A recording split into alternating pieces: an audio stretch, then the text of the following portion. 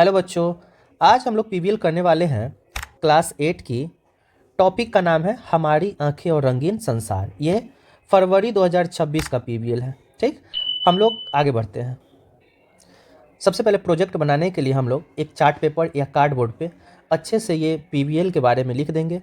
जो टॉपिक है हमारा उसके बारे में भी लिख देंगे। क्लास और विषय डिनोट करके स्कूल का नाम लिख के कार्डबोर्ड को अच्छे तरह से सजा लेंगे।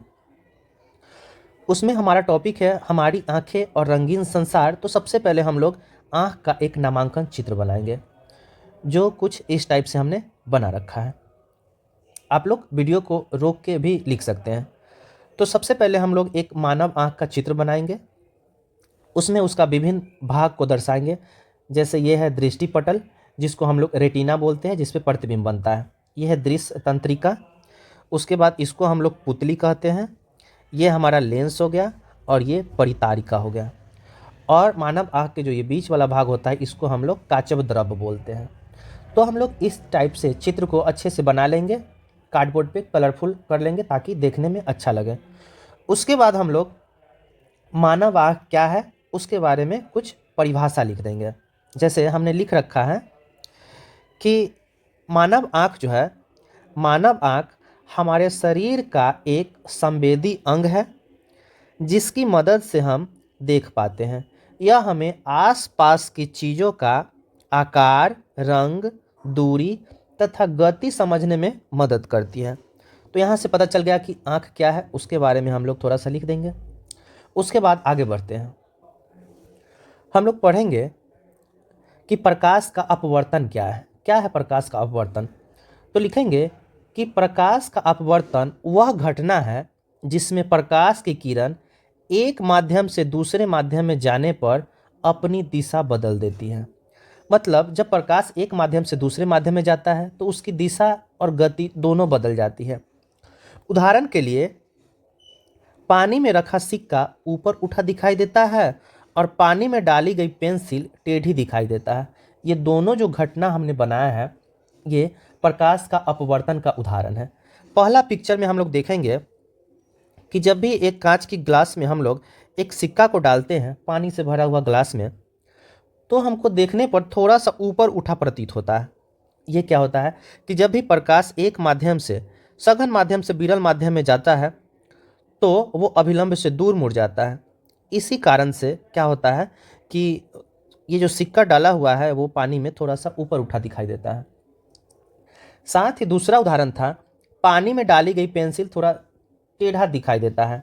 आप लोग भी इस प्रयोग को करके भी देख सकते हैं कि किस प्रकार से जब एक कांच का ग्लास में एक पेंसिल को डाला जाता है, या एक बोतल में भी अगर पेंसिल को डालते हैं पानी से भरा बोतल में, तो वो भी थोड़ा सा मुड़ा हुआ दिखाई देता है, कुछ इस टाइप से।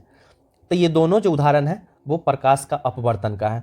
इसमें प्रकाश एक माध्यम से दूसरे माध्यम में गुजर जाता है, तभी ऐसी घटना दिखाई देती है। चलिए आगे बढ़ते हैं। आगे हम लोग बनाएंगे कि प्रकाश का परावर्तन। अपवर्तन देख लिया, अब प्रकाश के परावर्तन के बारे में समझेंगे। तो प्रकाश का परावर्तन वह घटना है जिसमें प्रकाश किरण किसी सतह से टकराकर उसी माध्यम में वापस लौट जाता है। इसमें क्या है कि प्रकाश किसी भी दूसरे ऑब्जेक्ट पर पड़ के पुनः वो जिस माध्यम से आया है उसी साइड वापस लौट जाता है। इसको प्रकाश का परावर्तन कहते हैं। अपवर्तन में क्या होता था कि प्रकाश गुजर जाता था सीधा, लेकिन परावर्तन में क्या होता है कि जब प्रकाश पड़ता है तो वो उसी माध्यम में या उसके विपरीत साइड, बट एक ही साइड वापस लौट जाता है। परावर्तन के नियम में क्या होगा कि आपतन कोण और परावर्तन कोण बराबर होगा। उसके बाद आपतित किरण, परावर्तित किरण और अभिलंब एक ही तल। जब भी एक दर्पण पर प्रकाश की लाइट पड़ता है तो उसी दिशा में वापस लौटता है, तो ये एक इसको पार नहीं कर पाता है। तो ये परावर्तन की घटना होती है। इसमें आपतन कोण जितना एंगल से आएगा, परावर्तन कोण का एंगल दोनों का बराबर होगा। इसका मतलब आपतन कोण और परावर्तन कोण दोनों बराबर होगा। आपतित किरण, परावर्तित किरण और अभिलंब, ये हमारा आपतित किरण है, ये हमारा परावर्तित किरण है, ये हमारा अभिलंब है। तीनों एक ही तल में होते हैं, जैसा कि देख रहे हैं कि ये तीनों जो है एक ही तल में है।